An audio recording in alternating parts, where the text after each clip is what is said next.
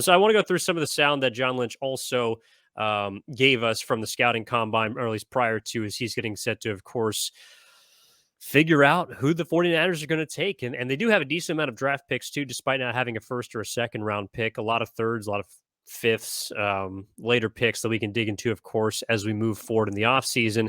But, of course, one thing we got to get out of the way, Mark, are the Jimmy Garoppolo rumors, because where Kyle Shanahan kind of stuck a pin in things at the end of season press conference, John Lynch essentially doubled down. And here's what he had to say about Jimmy Garoppolo. Jimmy has been tremendous for us.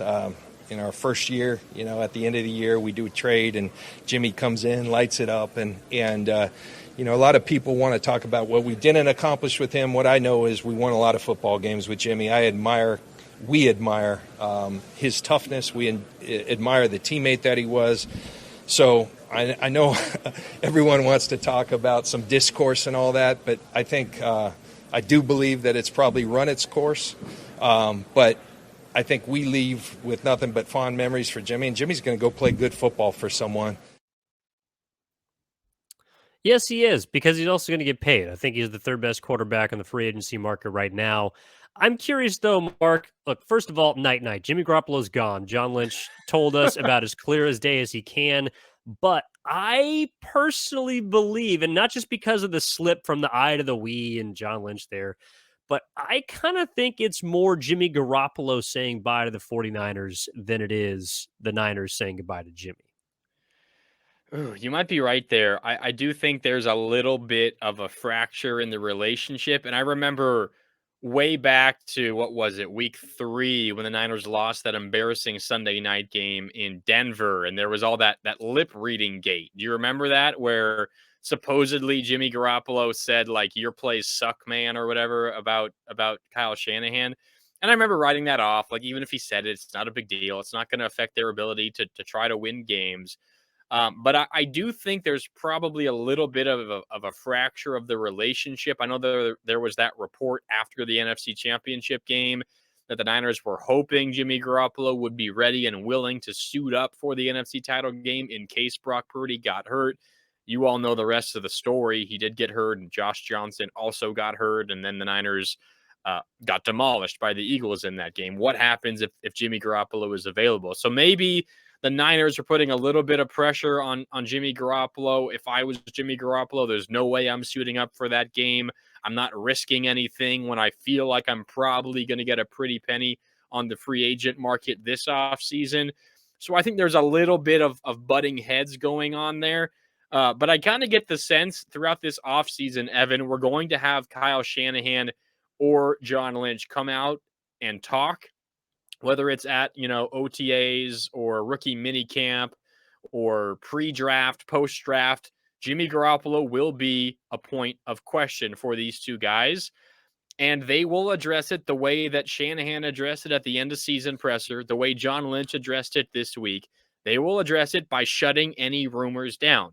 But in those times between those media obligations, like the month between when Kyle Shanahan talked and now John Lynch talked, the rumor mill will start trickling around, and suddenly they'll be, Brock Purdy's surgery, Trey Lance's ankle. What do you know? The Niners might need Jimmy Garoppolo back. That's the way this is going to work. When these guys aren't talking and aren't shutting it down, Niner fans and media across the league will begin to start talking about it after kind of enough time passes from when they last shot it down. But then they'll shoot it down again, and the whole process will start again. I kind of feel like that's where we're headed this offseason, but I agree with you. It's not happening. I don't think Jimmy Garoppolo wants to be back here. I think the Niners would be open to him coming back if he was willing to take a discount again.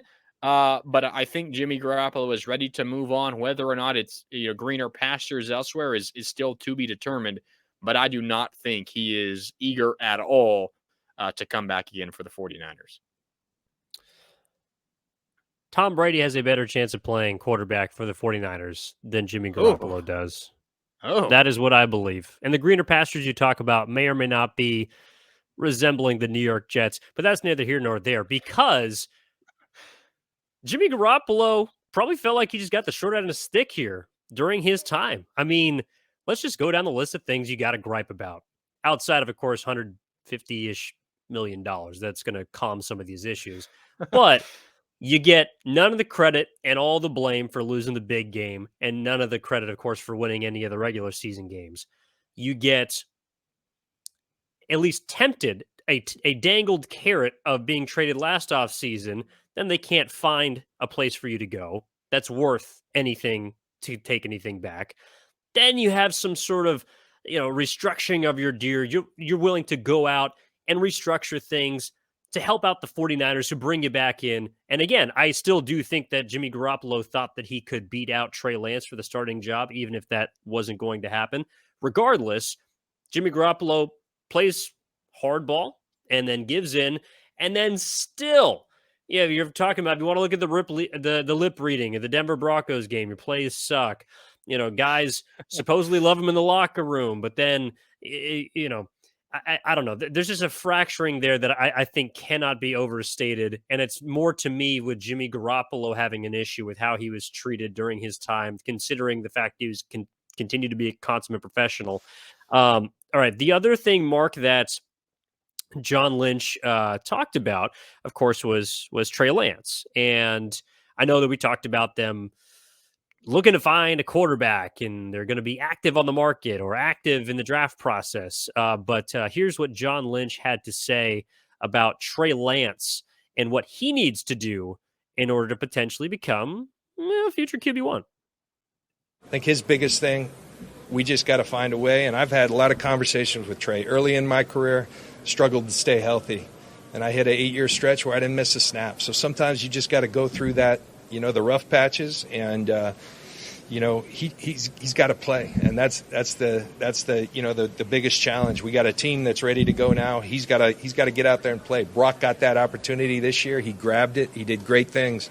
We'll see at some point, how we get Trey that opportunity, because we very much believe in who he is as a person and who he is as a quarterback. Interesting, Mark. By the way, John Lynch, I know he said he dealt with injuries earlier in his career. Yeah, he had like one season across his 15 years in which he missed a large portion of the season. The dude's a freaking Iron Man, so don't give me that. Second thing is, Trey Lance right now is in such a fragile place that even hearing John Lynch talk about his quarterback and what he needs to do, well, you got to give him the opportunity if you do feel like he needs to play, if he needs to be healthy, if he needs to throw. I'm not saying that he will get that chance, but John Lynch, if you're telling us that these are the things that Trey Lance needs to do in order to quote unquote prove his worth to the organization or as a starting quarterback or as a football player in general, well then put your money where your mouth is. Play the kid. If not, I really don't want to hear what you think Trey Lance needs to prove at this point. Yeah, I do not know what to make of that soundbite from John Lynch. What you're saying is correct. It seems to me, John Lynch talking about Trey Lance here seems to me like he's talking more about the 49ers. He needs to know what Trey Lance is, because he needs to know if he needs to move off of him. That's what it sounds like to me. Obviously, he's dressing it up as, we just got to get Trey Lance on the field. He needs, his fair shot at this. But what John Lynch, in my opinion, how I interpret this, what John Lynch is saying is, we believe in Brock Purdy. If he gets through this injury, he's our starting quarterback. And we still are not sure about Trey Lance, but we don't feel comfortable moving on from him just yet, because unfortunately he hasn't had a handful of starts. He hasn't had a real shot as the team's starting quarterback yet in his first 2 seasons. It seems to me, Evan, that John Lynch is talking more about what he and the 49ers want to see, which is Trey Lance either prove to them that he is a quality starter at the NFL level, or prove to them that he wasn't worth the draft pick a couple of years ago.